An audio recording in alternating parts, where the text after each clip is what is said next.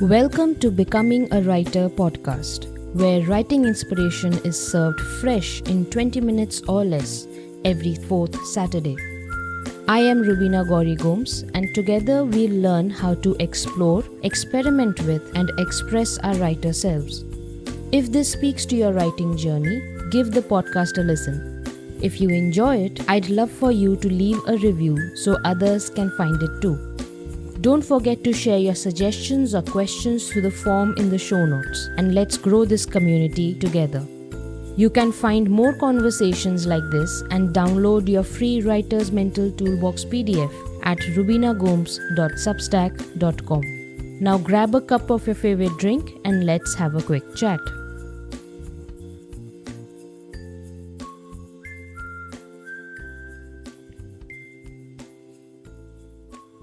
Hello my writer friends, Rubina here, and welcome to our conversation number 43.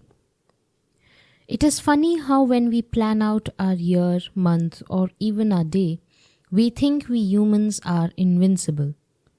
We assume that we will be able to complete our tasks and achieve our goals at our timelines, just the way we want. We assume that we will be of top-notch health every single day and work at our peak productive levels every single hour. We assume that nothing phases us, that nothing can bother, disrupt, disturb, or frighten us away from what we put our minds to. In short, when planning our life and day, we think we are Agent Smith from the Matrix movies, or T-1000 from Terminator 2. We unconsciously pretend to be machines running on computer programs who will stop at nothing to complete their directive. And then comes the even funnier part, when the ever-breathing, ever-shifting life laughs at our plans and throws them out the window. This is what I realized was happening to me. The illusion cracked one late December evening as I sat face to face with my writing plan for 2025. Not a single thing on that plan got done. Even my podcast somehow managed to crawl towards the finish line, all bloody and bruised. And the non-fiction book I had in the pipeline for you never got looked at. Why did this happen to me? Because my body decided it was done pretending that it was okay. 2025 turned into the year where I came face to face with my dysfunctional upbringing and the health repercussions it brought along with it. After 15 years of dealing with PCOS with no relief, I finally understood my ill health is the physical manifestation of the emotional, mental, and spiritual pains and heartbreaks I have endured since childhood. While I had different goal-achieving plans for 2025, life wanted me to use 2025 to go to the core of my health problems, the answer of which lie beyond my physical body. 2025 has been one big blur for me.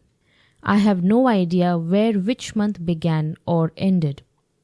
I spent the whole year writhing in pain, experiencing breakdown of my nervous system, being shocked by revelations of how the environment and people I grew up with impact my personality, my nervous system, and my health, having sleepless nights that stretched month-long, learning how the man-made society and medical system is so unfair to women. And on the rare occasions when I did get a break from it all, I would simply lie there, exhausted to the very center of every single cell in my body. And through it all, the deepest ache came from the tiny cuts carved into my heart, one for each day I could not write. I once heard consultant and author Beth Peckins say, "You are an artist if you suffer when you don't make your art." I agree with her. I suffer real bad when I don't get to write. I even researched how writers who came before me and also suffered from ailments like mine made sure they worked on their art. I tried my best to do the same, and most days I failed.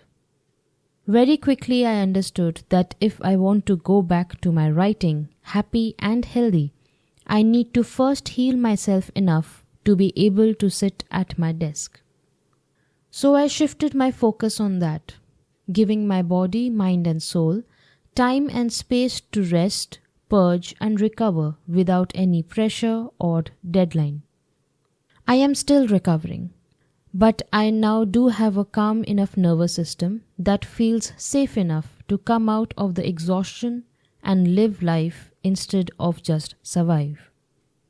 I am writing again and life feels alive again. I also realized that in planning like an invincible being, I overbooked myself. In the guise of productivity to prove my self-worth, I put too many projects and ideas on my writing plate. I forgot how many real hours I do get in the day to work compared to the hours spent on dealing with and maintaining my human life. No wonder my body had enough of my nonsense. In over-planning, over-scheduling and overworking, I was trying to control life to secure a favorable outcome, instead of accepting it as it is and co-creating a plan with it. This year I am not ambitious at all. I am a Capricorn INFJ, so I am born ambitious and hardworking. I know what I need to do and why and by when. I don't need to add extra pressure on myself by being extra ambitious out of fear of not doing enough. I don't need to be so hard on myself, so much so that I hurt myself. This year I am giving myself some grace. I am treating myself with love and kindness, and I am giving myself gentle encouragement. Now I understand what's good for my nervous system and health. So I am not going to buy into the hustle and grind mentality. Now let me flip the question to you. Do you plan your life and writing naively as if nothing will interfere? And it doesn't even need to be as drastic, painful and endless as mine. It shows up in our day-to-day lives as well. Let's take exercising as an example. Let's say I want to work out for 30 minutes and I want to do it at 4 p.m. So my workout duration would be 4 to 4:30 p.m. and that is what I'd slot in my to-do list. But it takes me 15 minutes to pack up what I was doing, another 15 minutes to get ready, and 30 minutes to drive and reach the gym. So I should start at 3 p.m. Then post-workout, I want to sit and catch my breath and drink my shake, another 15 to 20 minutes. Another 10 minutes of packing, another 30 minutes of driving back home, add another 15 minutes cleaning the shake bottle, drinking water, setting my things back in their place and prepping for my shower, which would take me 30 minutes. And now the time on the clock is 6:15 p.m. So to make sure I get a 30-minute workout, I need a total of 3 hours and 15 minutes. Oh, and what if you get stuck in traffic you have no control over? Or you bump into a friend and start conversing? Today's hustling and productivity mentality won't consider this as efficient. It will unconsciously make us believe that we are wasting our time, that we should easily move from one task to another without a loss of mental and physical capacity, just like machines do. Therefore, we jam-pack our to-do list with back-to-back tasks and activities without considering that we need buffer spaces to make the transition. And then when we fail to stick to our plan for the day because one task bled into the time slot for another, we chastise ourselves for not being disciplined enough, organized enough, strong-willed enough, and ultimately believe we are not good enough. We fail to recognize that it's not us that's at fault here, but the misaligned system we are following. Life happens in our day-to-day living. Life happens in the spaces in between. And life happens in the surprises, small and big, happy and sad. And you as a living, breathing being are part of this rhythm. Life is following the beat of the heart, and you don't want it to be a straight line.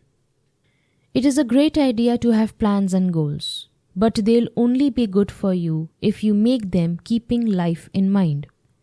Don't make your plans so that they are fighting with life, making you believe you don't have what it takes to achieve your dreams. Know there will be deviations and rerouting. Know there will be surprises you won't see coming. That's the nature of surprises. Once you start understanding the nature and rhythm of life, you realize that it was always working in your favor, giving you exactly what you needed at the exact time you needed it. Well, that's it for today. Until next time, keep writing, my friend. Thank you for catching up with me today. I hope you found some inspiration to help you grow a deeper relationship with your writer self. If you enjoyed today's episode, don't forget to follow the podcast and drop a review. You can also share any suggestions or questions with me through the form in the show notes. You can find more conversations like this and download your free Writer's Mental Toolbox PDF at rubinagomes.substack.com. That's a wrap for now. See you later.